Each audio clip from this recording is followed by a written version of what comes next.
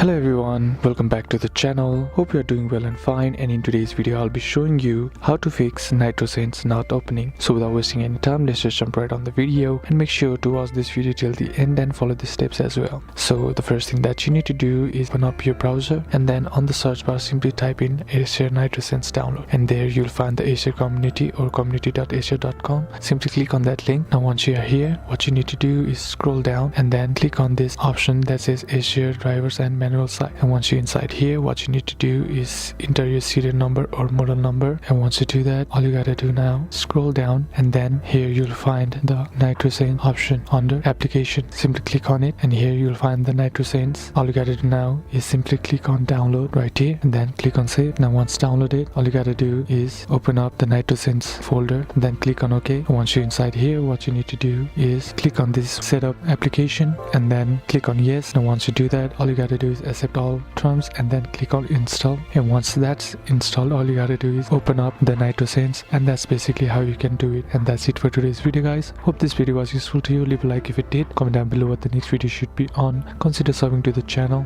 Thanks for watching. Bye bye.